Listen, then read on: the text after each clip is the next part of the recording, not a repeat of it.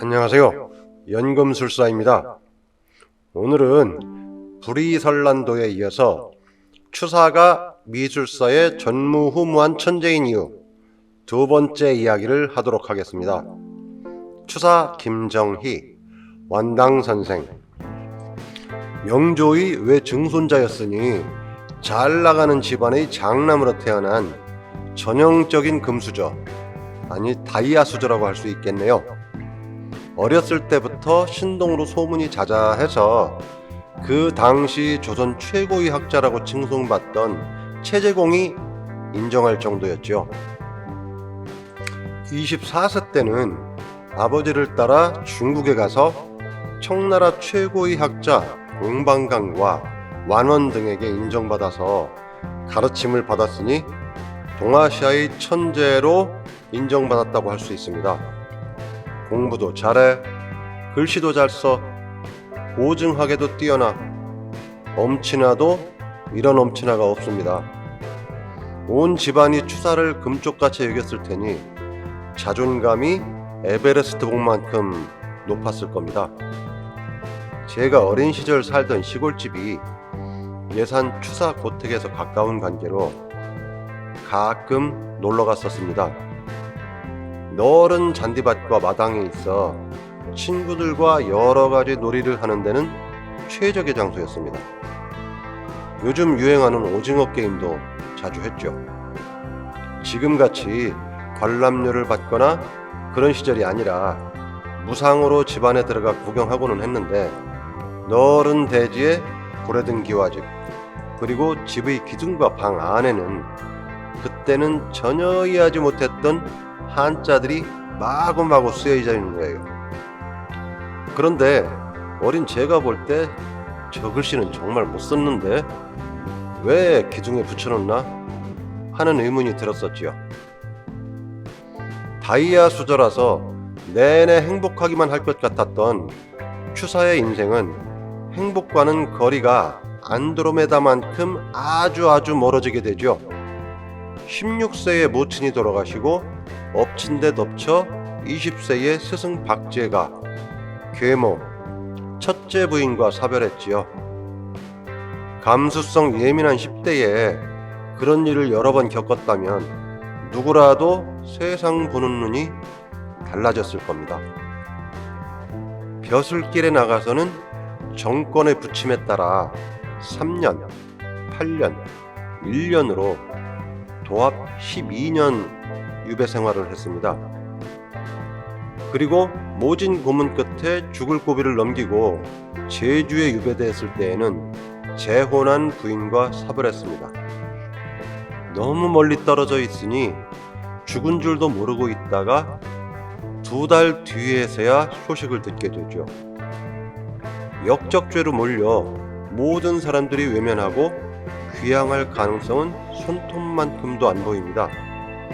그런 가운데 집에 있는 것, 없는 것 다 긁어 추사의 뒷바라지를 하던 부인이 죽었으니 아마도 추사의 마음은 나락으로 떨어지는 기분이었을 겁니다.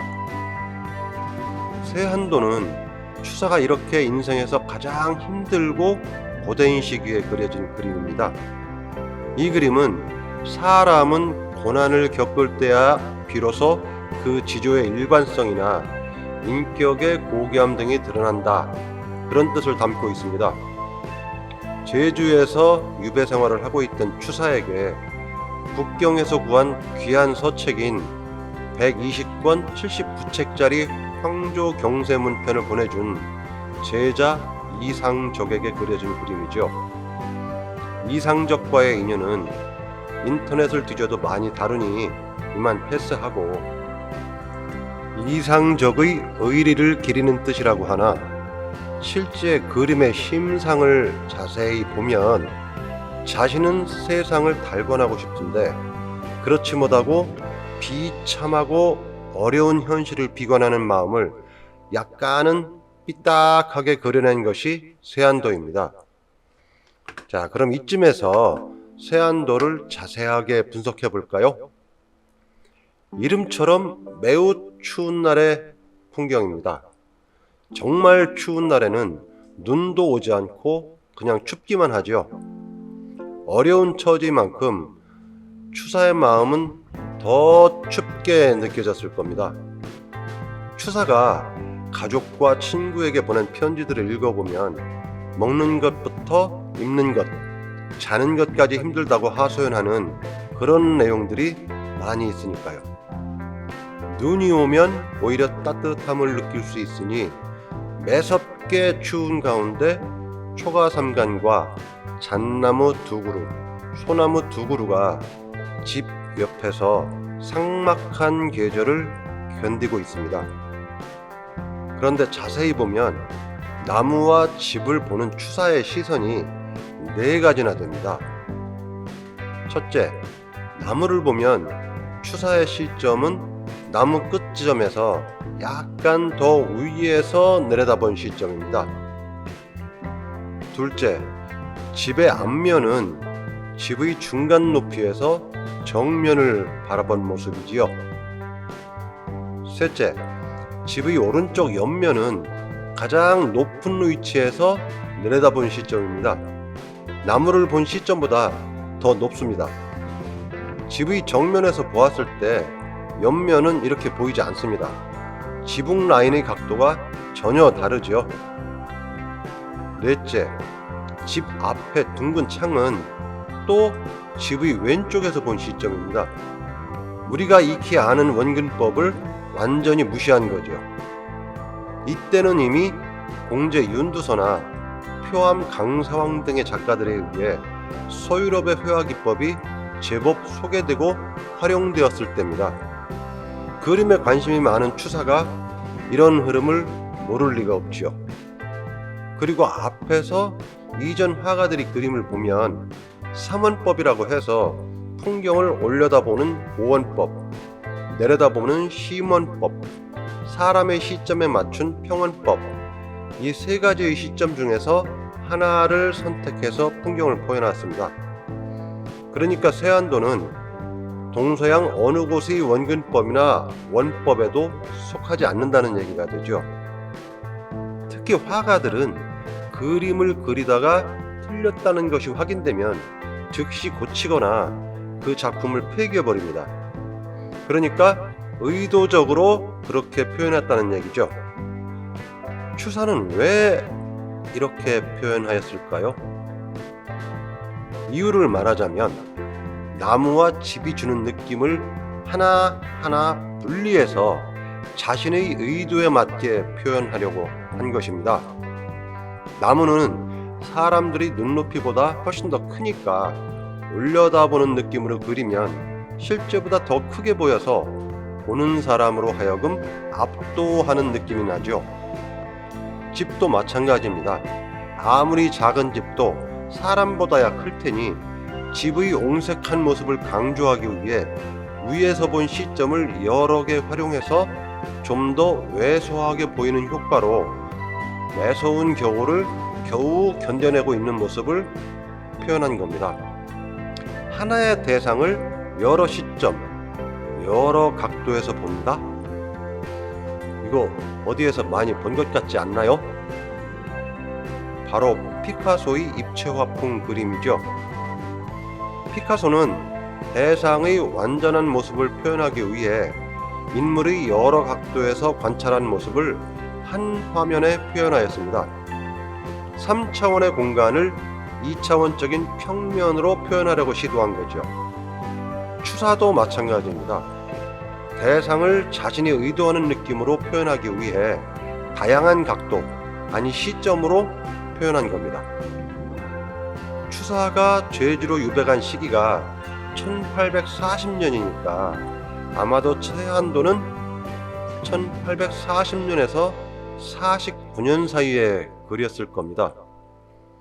피카소가 아비뇽의 처녀들이라는 입체파로서 전환하려는 그런 시도를 한 그림을 1907년도에 제작하였으니 피카소에 비해 거의 100년 가까이 앞서서 다각도의 시점으로 표현한 거죠. 1840년이면 서유럽에서는 사실주의가 태동하고 터너가 인상주의에 대한 실험을 겨우 시작하고 있었을 때인데 말입니다. 제가 추사가 미술사의 전무후무한 천재라고 말한 두 번째 이유입니다. 추사가 이 그림에서 표현한 것은 이상적의 의리를 기리기 위해 그렸다는 것이 정설인데요. 저는 세안도야말로 추사가 남긴 작품 중에 가장 자신을 잘 표현하는 그림이라고 생각합니다. 모든 선을 갈필로 표현하여 그린 대상이 메마르고 힘도 없는 추사 자신의 모습과 일치합니다. 그리고 두 그루의 소나무 중 하나는 아직 젊어 잎이 많이 달려 있는데 한 그루의 노숭에는 마치 추사 자신을 상징하듯 가지의 끄트머리에 약간의 푸른 잎사귀를 매달고 있습니다. 주변과 세상은 모두 푸르름을 자랑하는데 나는 제주에서 늙어가며 매서운 한파에 겨우 한 가닥의 생기를 유지하고 있구나, 그렇게 얘기하고 있는 것 같이 보입니다. 마지막으로 집 앞면에 있는 둥근 창 이외에는 문도 없고 창문도 없어요. 아마도 추사에게는 이 작은 둥근 창 이외에는 세상과 소통할 수 있는 창이 전혀 없는 것 같이 느껴졌을 겁니다. 권력의 부침에 따라 오랜 세월 유배 생활을 하면서도 현실적으로 힘든 것은 어쩔 수 없으니까요.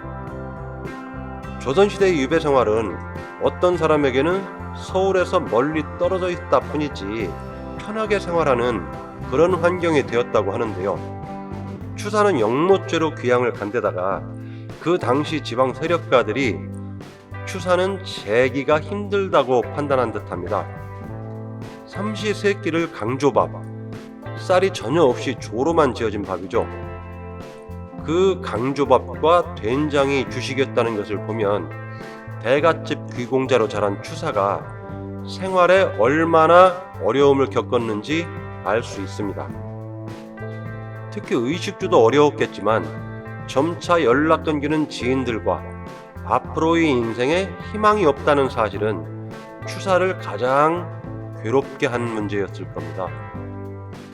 이런 환경에서 메말라 있는 추사의 마음을 가장 솔직하게 표현했다고 판단되는 그림이 세안도인 거죠. 세안도는 말년에 제작한 누리설란도에 비해 무라일체의 경지도 보이지 않고 세상을 달관한 모습도 보이지 않습니다. 아마도 제주에서 유배 생활을 할 시기는 가시 같은 세상을 원망하는 마음이 조금 남아 있었던 것 같습니다. 평생을 많은 시간을 귀양지에서 보내면서 세상사에 달관한다는 것이 말이 쉽지 얼마나 어려운 일인가요? 따라서 세안도의 매력은 오히려 달관하지 못하고 세상을 삐딱하게 표현한 추사의 마음에 있는지도 모릅니다. 인간적이니까요. 여기까지 연금술사의 예담세설이었습니다. 다음에 다시 유용한 이야기로 찾아뵙겠습니다. 내용이 도움이 되셨다면 구독과 좋아요 부탁드립니다.